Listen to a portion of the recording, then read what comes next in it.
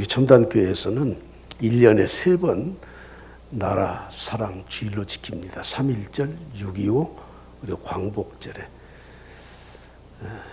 교회 절기는 아닙니다. 그러나 우리가 이 땅에 발을 딛고 살고 있고 특히 우리나라 근대 역사에 굉장히 중요한 날들이기 때문에 우리가 기념하고 또 하나님의 은혜를 저버리지 말자 하는 의미에서 나라 사랑 주일로 지키는데 설교 본문을 찾기가 힘들어요. 이제 2번, 3번씩 또 반복해서 하면 여러분들이 아이고 우리 목사님은 재탕을 잘하셔. 뭐 혹시 이럴까 봐서 뭐 재탕해도 상관없는데 아마 로마 13장을 전에도 말씀을 들었을 것입니다. 그러나 전에 원고는 일체 제가 안 보고 또 다른 자료를 이렇게 보고 말씀을 준비했습니다. 기독교 역사를 보면 올바른 신앙을 가진 성도들, 정말 올바른 교리를 가지고 있는 교회는 100%예요. 100%다 애국자들이에요. 한 사람도 여기에서 벗어난 사람이 없습니다. 놀랍지 않습니까? 왜 그럴까요? 성경에서 우리에게 가르치신 가르침과 또 우리 그리스도인들의 삶은 이 땅을 소중히 여기기 때문에 그렇습니다.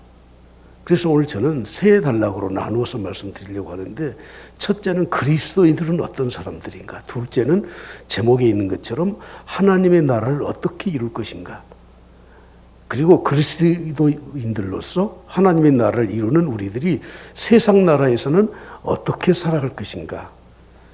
이것은 바로 성경에서 말하는 국가관의 한 부분입니다. 세 단락으로 말씀을 드리고자 합니다.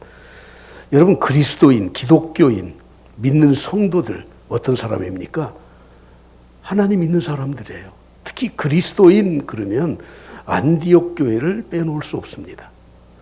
안디옥 교회는 환난을 당하고 스데반이 순교를 당한 이후에 흩어져서 이방 지역에 가서 교회를 세웠는데 그곳에 있는 유대인들뿐만 아니라 이방 사람들도 교회에 동참을 했습니다. 기독교 역사상 이방 땅에 공식적인 기독교 교회가 세워진 것이 바로 안디옥 교회가 첫 번째입니다. 그곳에서 목회를 했던 사람이 바나바 목사와 그리고 사도 바울이 목회를 했습니다. 그 교회는 오직 하나님의 은혜만을 보면서 기뻐하는 사람들로 가득 차 있었습니다. 특히 말씀 훈련과 제자 훈련을 통해서 철저하게 세상 사람들에게 본을 보이면서 살았던 그런 사람들입니다. 교회가 세워진 이후에 공식적으로 선교사를 파송했던 첫 교회가 바로 안디옥 교회입니다. 그 교회의 구성원들을 한번 좀 살펴보려고 하는데 여러분 어느 모임이든지 어느 집단이든지 그 집단이 어떤 집단인가 하는 것을 알아보려면 그 구성원이 어떤 사람인가 보면 알아요. 경제인 단체는 경제인들이 모이고 국회에 가면 국회의원이 모여요. 교회는 다양한 사람들이 모이는데 안디옥 교회의 이 구성원들은 좀 독특해요. 사도행전 13장 1절을 한번 다 같이 보시죠. 안디옥 교회에 선지자들과 교사들이 있으니 교회 지도자들을 말하는 겁니다. 첫째는 누구예요? 바나바예요. 바나바는 담임 목사예요. 그런데 이 바나바는 유대인으로서 구브로 섬에서 살았던 구브로 키프로스 섬이죠. 출신이에요. 그 두 번째가 누굽니까? 니게르라 하는 시몬. 니게르는 영어의 니그로와 같은 단어예요. 시몬이라고 하는 사람은 흑인이었던 것 같습니다. 구레네 사람 루기오. 구레네도 아프리카 지역이에요. 아프리카 출신의 루기오라고 하는 사람. 그리고 분봉왕 헤롯의 젖동생 마나엔. 헤롯의 젖동생 마나엔. 같은 유모 밑에서 같이 성장했던 마나엔이라는 사람은 바로 귀족 출신이에요. 귀족. 그리고 마지막 누구죠? 사도 바울, 사울이라고 하는 이 5사람이 그 교회의 지도자로서 멤버였습니다. 여러분 특이하지 않습니까?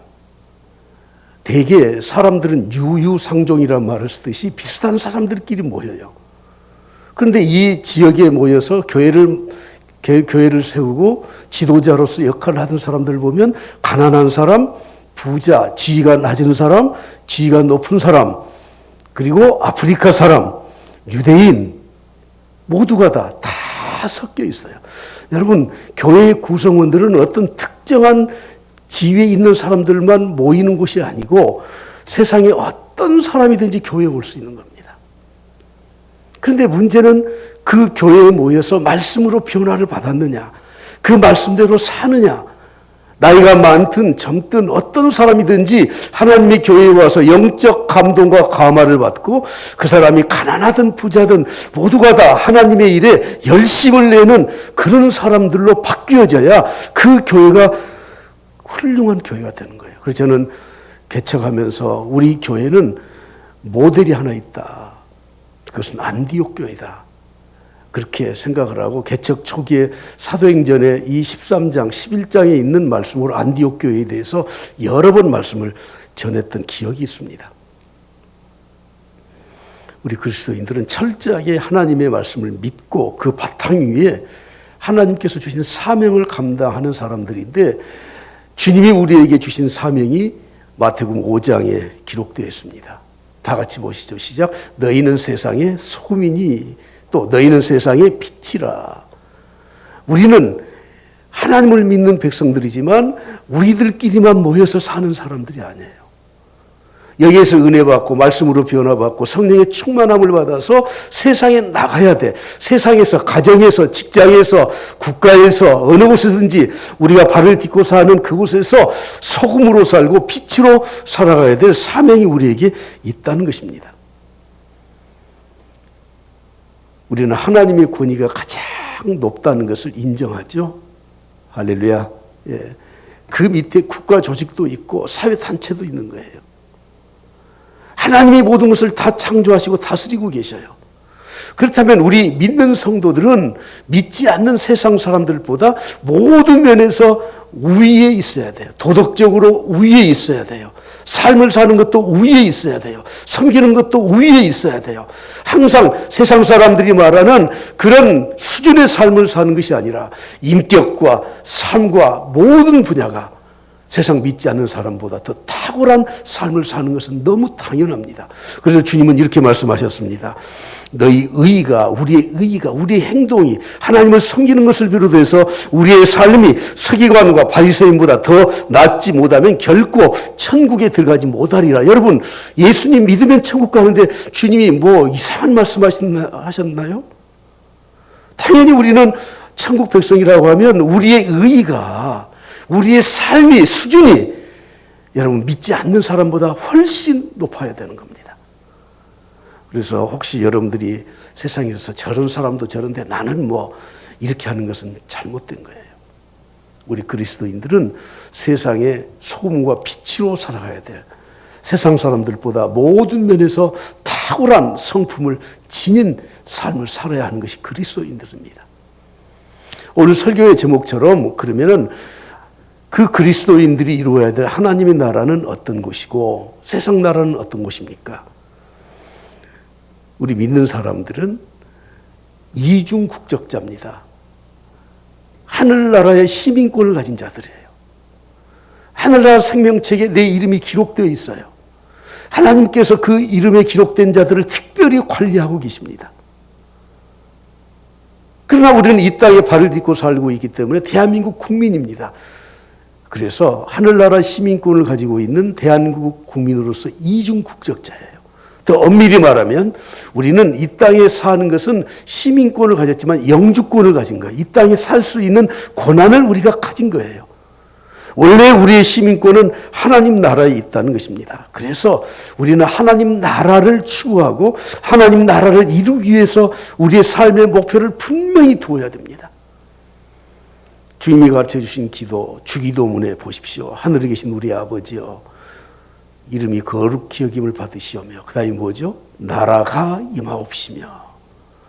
옛날 개혁성경에는 나라 이 임하옵시며, 나라 이자를 썼잖아요. 그건 주격조사가 잘못된 거예요. 옛날식으로. 지금 나라가 임하옵시며 바꿔야 돼요. 우리의 삶의 목표는 하나님의 나라를 이 땅에 이루면서 사는 것이 목표가 되어야 됩니다. 하나님의 나라를 우리는 이루어야 돼. 그래서 주님은 이렇게 말씀하십니다. 너희는 먼저 무엇을 구하라고요? 너희는 먼저 그의 나라, 하나님 나라를 구해라. 하나님의 의를 구해라. 사랑하는 성도 여러분, 오늘 우리가 이 땅에 하나님의 나라를 구하면서 하나님의 나라를 이루면서 살아야 될 사람들이에요. 어떻게 이 하나님의 나라를 이루며 살아갈 수 있습니까? 하나님의 말씀에 순종하고 그 말씀을 지켜 행함으로 하나님의 나라를 이룰 수 있는 겁니다. 우리가 그 하나님의 나라를 이루어가면서 살게 되면 하나님의 통치가 직접적으로 임재해요. 아, 이 성도, 이 목사 참 내 말 잘 듣는구나. 하나님의 통치가 이루어지는 거예요. 그러므로 우리 성도들은 이 땅에 살면서 내가 사는 그 땅에, 내 가정에, 내가 섬기는 교회에 하나님의 통치가 직접적으로 이루어지도록 살아야 될 줄 믿습니다. 할렐루야. 여러분, 나라를 세우는 것이 쉬운 일일까요? 어려운 일일까요? 예, 어려워요. 힘들어요. 우리의 힘으로는 불가능해요. 중국의 삼국지 혹시 여러분들이 보셨는지 모르겠는데 우리 젊었을 때 학생들은 삼국지를 읽으래요.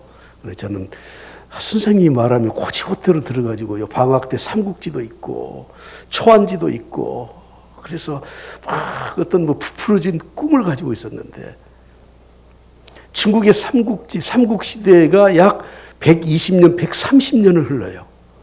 그리고 그 삼국지에 등장하는 장수들, 그 이제 위인들, 힘센 사람들, 그 귀족들이 몇 명이 등장한 줄 아십니까? 1233명이 등장해요. 겨우 한 세기가 지나서 통일을 하고 나라가 세워지지만 얼마 못 가서 또 무너지고 또 다른 나라가 세워져.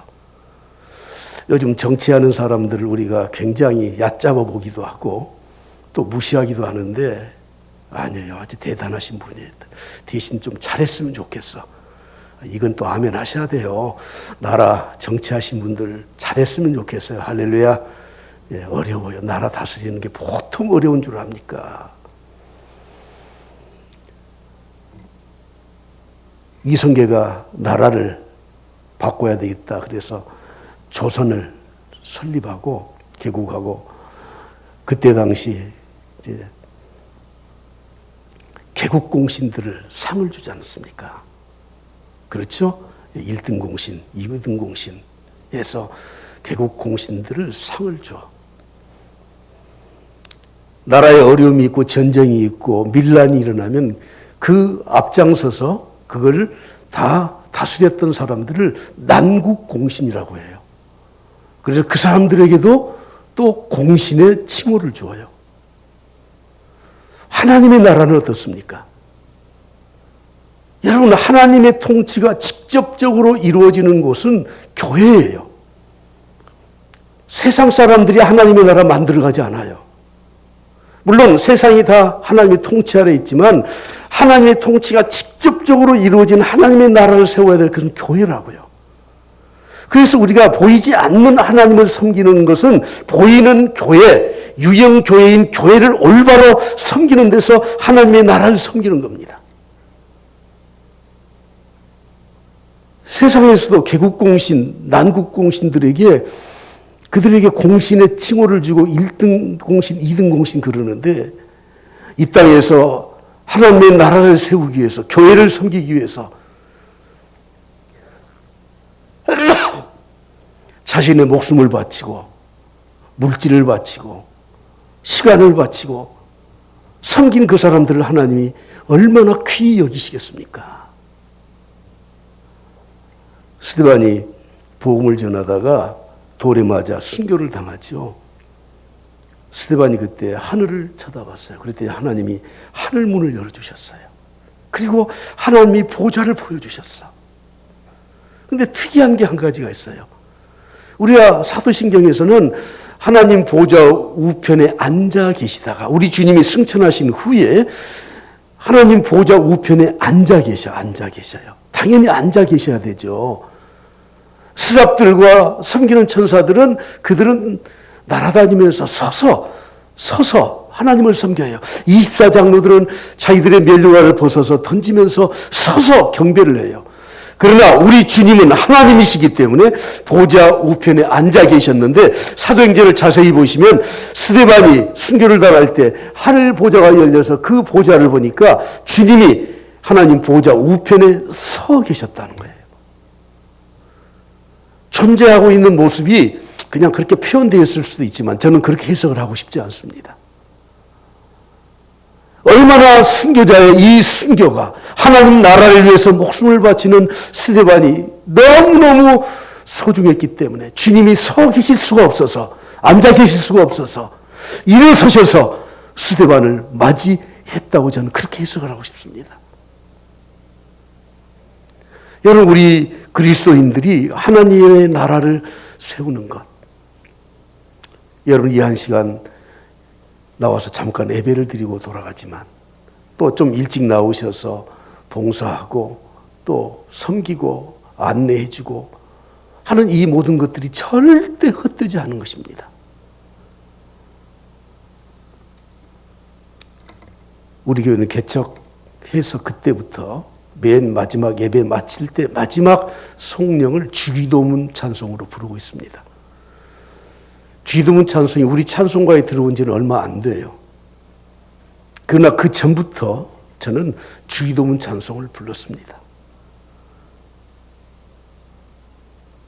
주기도문 찬송의 맨 마지막 부분에 정말 우리에게 감동적인 마지막 클라이맥스가 있잖아요. 대개 주의 나라, 주의 권세, 주의 영광,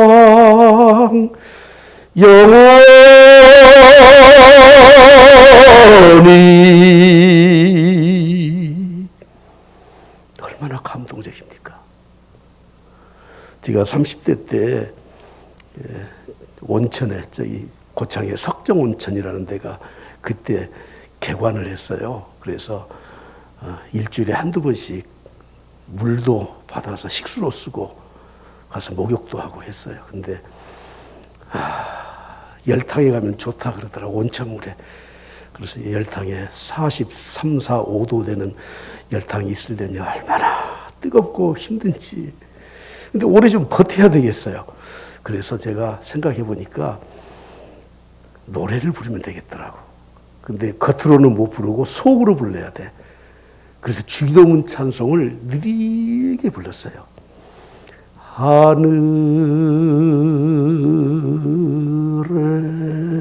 하늘에 이렇게 느리게 부르니까 한 5분 되더라고.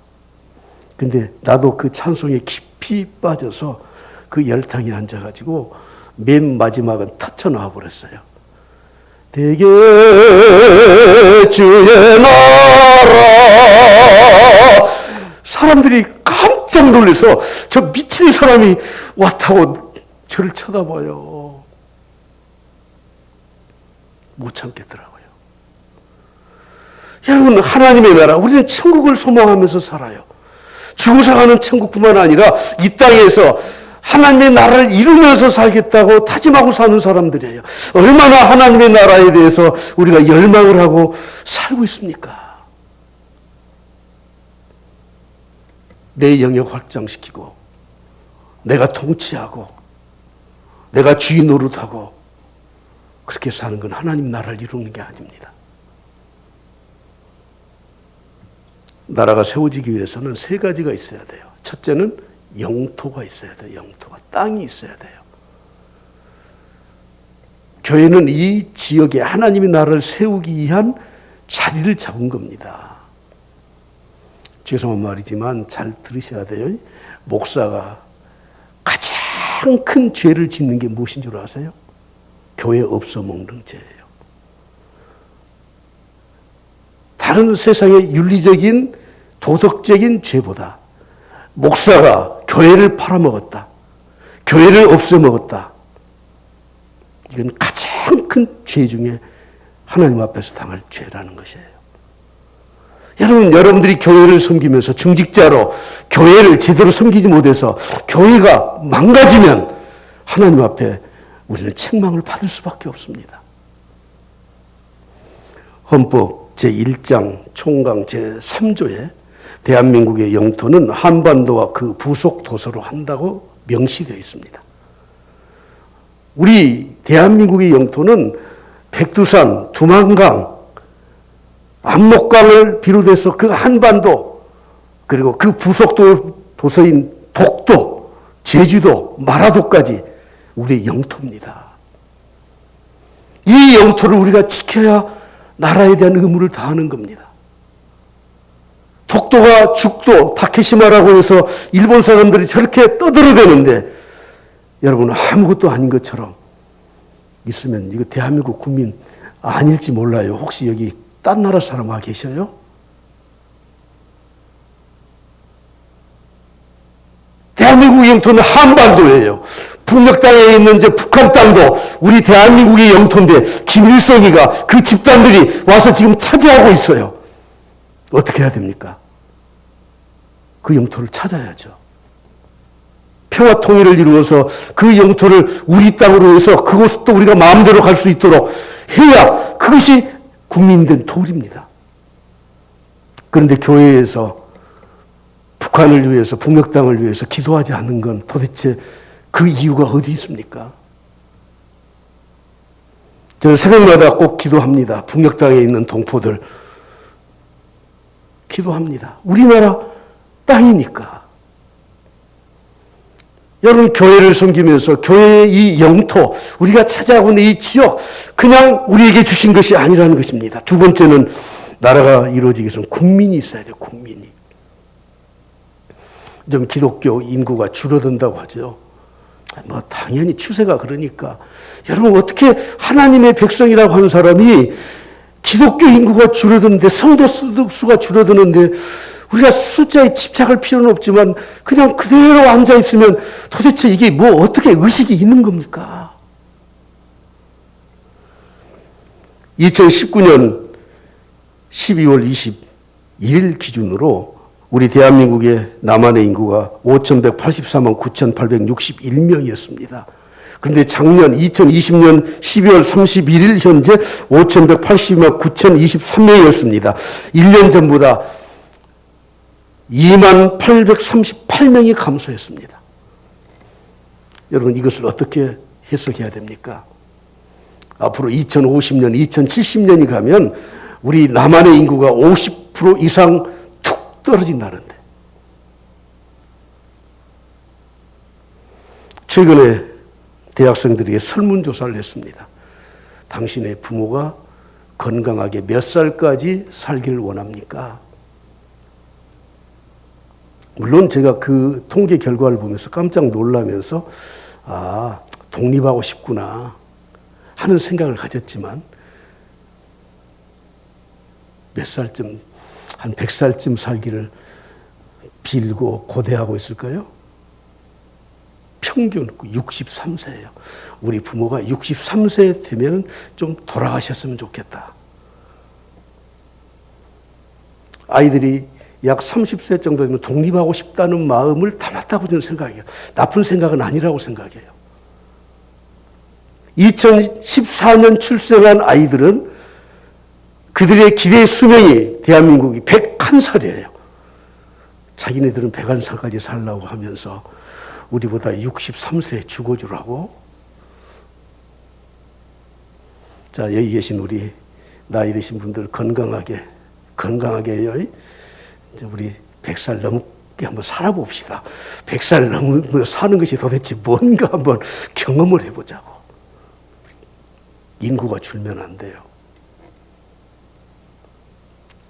세 번째로 있어야 될 게 뭐예요? 첫째는 영토, 두 번째는 국민, 세 번째는 주권이 있어야 돼요. 우리가 3.1절을 맞이하면서 이 나라의 주권이 수탈되어서 뺏겼지 않습니까? 1910년 6월 22일 이완용이라는 사람이 한일 합병에 사인을 하고 8월 29일에 공표해서 우리는 경술국지라고 하는 이 치욕의 역사를 가지고 35년 동안을 살았습니다. 오늘 교회의 주권을 세상에 빼앗기면서 사는 시대가 되고 말았습니다. 하나님의 나라의 통치를 세상 사람들이 좌지우지하려고 달려들고 있는 이 환경 속에 우리가 살고 있어요. 얼마나 우리가 잘못하고 있으면 세상 사람들이 교회를 좌지우지하려고 합니까? 우리는 이런 뉴스를 볼 때마다 막 우라가 치밀어 오르고 참 이렇다 이러는데 중국에서 김치 종주국은 중국이래요. 중국. 최근에는 이제 한복의 종주국도 중국이래요. 우리는 웃고 말죠. 천만 말 웃으면 안 돼요. 웃을 자격도 없어요. 시진핑이 정책을 위반하면서 문화 강국을 만들자. 그래서 모든 문화, 한류의 문화 들어온 것을 다 자기 나라 걸로 다 바꿔서 어거지를 쓰고 있지 않습니까? 그 이유가 있습니다. 왜 그렇습니까? 조선시대 여러분 우리나라 왕들이 언제 황제 칭호를 써본 적이 있습니까? 고종 황제만 황제라고 칭호를 썼어요. 세자책봉을 하면 전부 다 명나라에 고명을 사신을 보내서 허락을 맡아와야 돼. 왜 그렇습니까? 나라에 명운이 걸렸을 때마다 임진왜란, 병자호란 이럴 때 전부 다 명나라에서 원군이 와서 나라를 살려줬어요. 중국 역사에서는 우리 대한민국을, 이 조선 땅을 자기들의 속국의 하나의 이 다민족 가운데 한 민족으로밖에 여기지 않기 때문에 그런 겁니다. 지금 우리가 우리의 주권을 마음대로 우리가 지금 쓸 수 있습니까? 괜히 열받쳐갖고 지금. 이 나라 안에서 그렇게 살면서도 서로 아웅다웅하고 서로 불법을 저지르고 이러면서 무슨 놈의 이 나라를 만들어 가겠냐고요. 우리 정신 바짝 차려야 돼요. 우리 그리스도인들은 하나님의 나라를 가장 소중히 여겨요. 그럼에도 불구하고 성경에서는 우리에게 세상 나라도 소중하다고 말씀을 하고 있습니다. 하나님의 백성의 성도들은 세상 나라도 최선을 다해서 섬겨야 됩니다. 내가 다니고 있는 직장, 내 가정, 이 지역사회, 그리고 하나님께서 우리에게 경계를 지어서 주신 이 국가를 우리들이 잘 지켜나가야 된다는 말이에요. 로마서는 크게 두 부분으로 나눠지죠. 1장부터 11장까지는 교리적인 거예요. 믿음으로 구원 얻는다. 그리고 12장부터는 그러면 믿음으로 구원 얻은 그리스도인들이 어떻게 살아야 되느냐. 12장에서는 예배생활 제대로 해라. 교회생활 제대로 해라. 그리고 13장에 가서는 국가에 대해서 위에 있는 권세들에게 이렇게 해라 하고 우리에게 말씀하고 있습니다. 그리스도인들은 국권을 존중해야 됩니다. 왜냐하면 하나님께서 그것을 인정해 주셨기 때문이라고 말씀합니다. 이럴 때 우리는 문제 제기하는 것이 있죠. 그러면 독재국가, 불법을 행하는 국가들은 어떻게 해야 됩니까? 여러분 3.1운동이 왜 일어났습니까? 불법을 행하니까. 왜 나치에게 기독교인들이 그렇게 대항을 하고 목사들이 앞장서서 나치 운동을 반대했습니까? 사람을 살상하고 죽이고 하는 잘못된 권력에 대해서는 정당하게 대항을 하는 겁니다. 그러나 하나님의 법을 이루기 위해서 하나님이 우리에게 주신 그 나라는 하나님이 그 권력을 주셨기 때문에 우리는 그 권력 앞에 우리는 복종할 수밖에 없는 겁니다. 오늘 본 말씀 2절 보십시오. 그러므로 권세를 거스르는 자는 하나님의 명을 거스리는 것이다. 대신 통치자들은 하나님의 명령을 따라서 다스려야 돼요. 정치인들은 정말 하나님의 뜻을 따라서 올바르게 선을 행하도록 국민들의 생명을 보호하도록 그리고 자유롭게 종교생활을 할 수 있도록 그들은 그렇게 나라를 다스려야 합니다. 4절로 내려가서 보면 더 중요한 말씀을 주십니다. 자, 4절 첫 부분만 다 같이 읽습니다. 시작. 그는 하나님의 사역자가 되어 하나님의 사역자예요. 믿지 않는 정치인들 국가가 하나님의 사역자예요. 하나님의 선을 행하도록 그들에게 그런 권세를 주셨다고 성경은 말씀하고 있습니다. 기독교가 잘못을 저지른 때가 참 많았습니다. 십자군 전쟁 같은 건 정말 역사에서 있어서는 안 될 일이잖아요. 하나님의 이름을 빙자해서 전쟁을 일으켜서 그래서 사람들을 그렇게 대량 학살하고 결국엔 그게 하나님의 뜻이 아니었다고 저는 생각해요. 그러니까 전쟁에서 패배하고 말죠. 그 이후에 유럽에서는 정교 분리라고 하는 아주 엄청난 것을 만들어내요. 그래서 교회는 세상에 간섭하지 말고 세상도 정부도 교회에 간섭하지 말자. 여러분 이 말도 옳지는 않습니다. 아무튼 다음에 그런 말씀을 전할 기회가 있을 것입니다. 예수님 당시에 로마의 총독이 예루살렘에 파견을 와도 성전에는 못 들어가게 법으로 막아놨어요. 완전한 정교 분리였죠. 우리 그리스도인들이 해야 될 의무가 있습니다. 오늘 6절, 7절 말씀해 보면 너희가 조세를 바쳐라. 마땅히 우리가 바쳐야 될 세금을 바쳐라. 그리고 관세도 바쳐라. 무역을 해서 돈 벌어서 장사해서 버는 그 관세도 다 바쳐라. 국가에 납세 의무를 하는 것은 우리 그리스도인들로서 마땅히 해야 될 것이라고 성경 가르치고 있습니다. 오늘 저는 마지막으로 한 가지 말씀드리고 마치려고 합니다. 신앙의 훌륭한 인물들 중에 정치권의 중앙에 들어가서 역할을 했던 사람들이 성경에도 기록이 되어 있고 기독교 역사에도 많이 있습니다. 요셉은 애굽의 총리예요. 평생 애굽 땅의 총리로 살았어요. 이방 땅에. 다니엘은 자기 민족을 수탈해간 바벨로니아 제국에서 또 총리를 하면서 평생을 살았어요. 그 사람들이 권력이 탐욕이 나서 그런 것이 아니에요.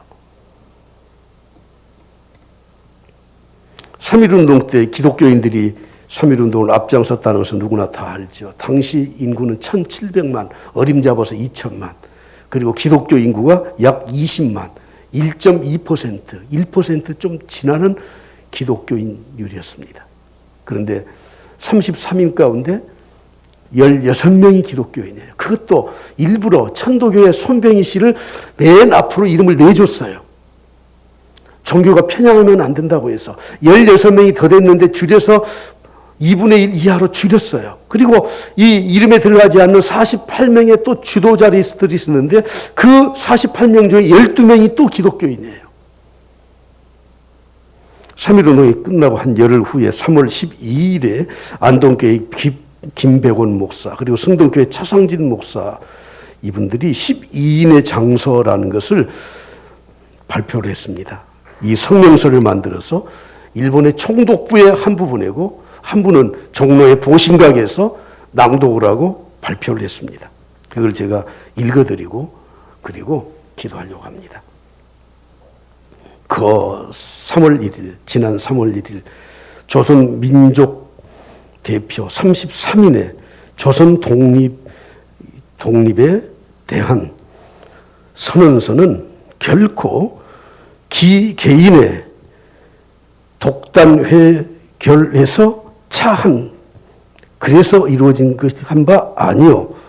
실로 조선민족의 양심적 요구임은 사실이 확증이며 신명의 보증임을 오등은 우리는 확신하노라. 자에 이에 오등은 우리들은 기 후계자로서 2천만의 요구 주의를 대표하여 기 요구와 기 주의를 관철고자 하노라. 자기들의 이름을 밝히고 정당하게 이런 성명서를 냈었습니다. 사랑하는 성도 여러분, 요즘 코로나도 어렵고 국가도 어렵습니다. 이때 우리 그리스도인들이 어떻게 해야 되겠습니까? 절대 기도하면서 나라와 민족을 위해서, 북한 땅을 위해서 기도하는 것을 빼지 마십시오. 나라가 안정돼야 우리가 또 신앙도 지킬 수 있고 우리의 가정도 경제도 튼튼해질 수 있습니다. 여기 모이신 모든 우리 성도들은 다 애국자인 줄 믿습니다. 애국자인 줄 믿습니다. 항상 그런 마음으로 살아갈 수 있기를 간절히 축복합니다.